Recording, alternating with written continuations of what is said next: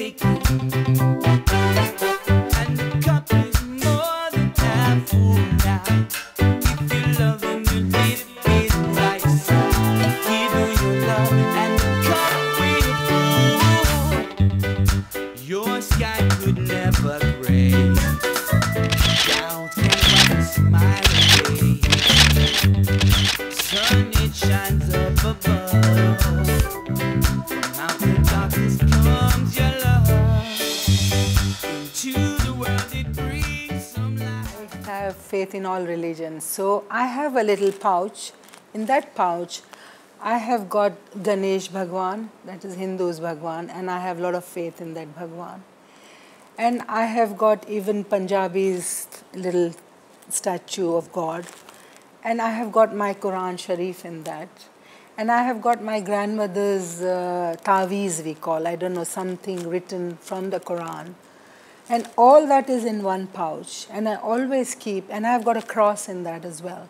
So I always used to keep that after my chemo and after my radiation. That was permanently under my pillow. And I always used to say, God, don't make me suffer. Keep me nice, happy, healthy, and help me. That's all I'm asking you.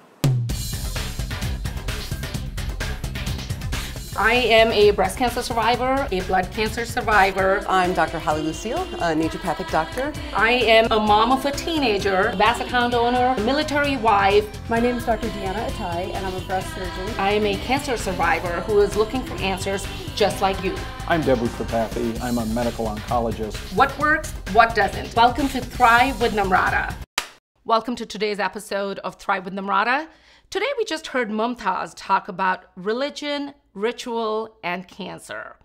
So my question to the experts today is, it sounds to me like, or at least what I've heard, if you're more religious, if you follow a more ritualistic path, that chances are you will survive cancer better. There was a study that came out. I'm not sure who actually sponsored that study, but it showed that people who went to church more, for example, survived life-threatening diseases better. And I want to know from you doctors, in your clinical practice, is that true? And that's not for just going to church, but you could go to a temple or a mosque or, whatever is spiritual and religious to you.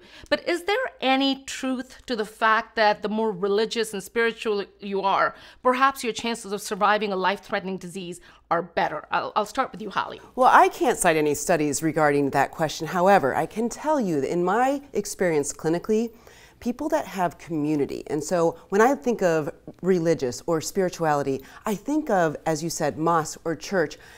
It's the community, and then therefore it's the support and the love that they feel that I think makes a huge difference as far as outcome. I would agree 100% with Holly. I don't think it necessarily has to be defined or organized religion, but the fact that the patient has support and has love, it could just be a supportive family. It could be support from their church. A lot of people do get strength and courage from their faith, but it doesn't always have to be a defined religion. I have plenty of patients who have never stepped foot in any kind of church or religious house, and they still, like you said, feel loved and supported, and I think that does help a lot in terms of how they go through their treatment and how they feel about themselves.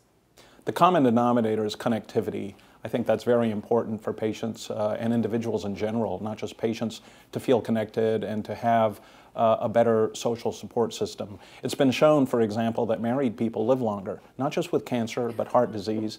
And that is probably a matter of being connected, having the support one needs.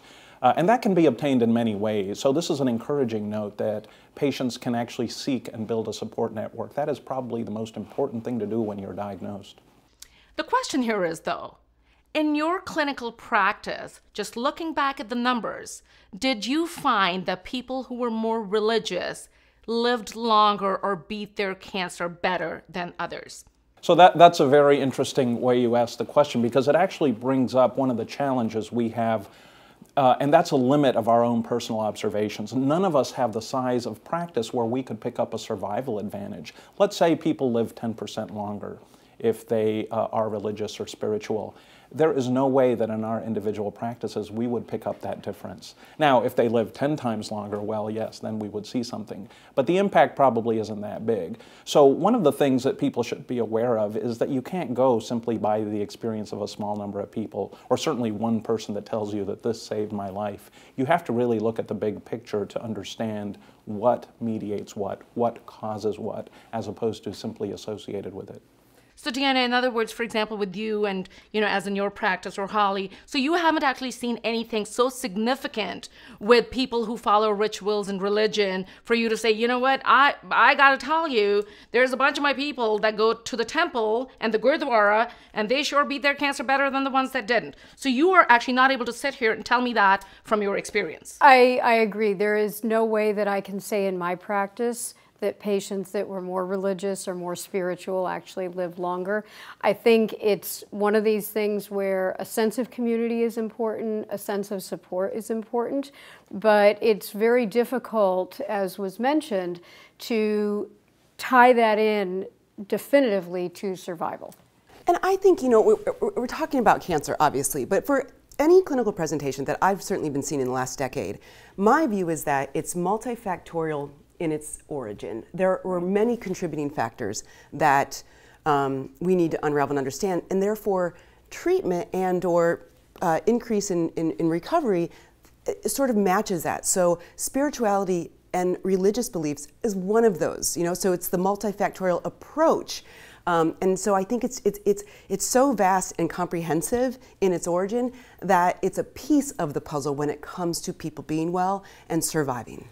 Now, one observation that I can make is that people that are more spiritual, more connected, have greater family support, do tend, in my opinion, to have a better quality of life. They're more cheerful. They're not as distressed when they come in for their visit. So it's one thing to talk about quantity of life, but the quality of life is also very important. Of course. We had mentioned that some of the founders of the naturopathic dietary approaches like macrobiotic diets may have died of cancer, but they may have died later than they would have died. They may have lived a better life, a more fulfilling life. So we have to focus on quality of life too. And there, I can tell you that I do see a difference. I think what I'm taking away from this is possibly maybe not a survival advantage, but certainly a quality of life advantage. So I'll tell you what, guys, makes me feel better. Get in that pool, look at the sun coming through, look at the matrix of the universe.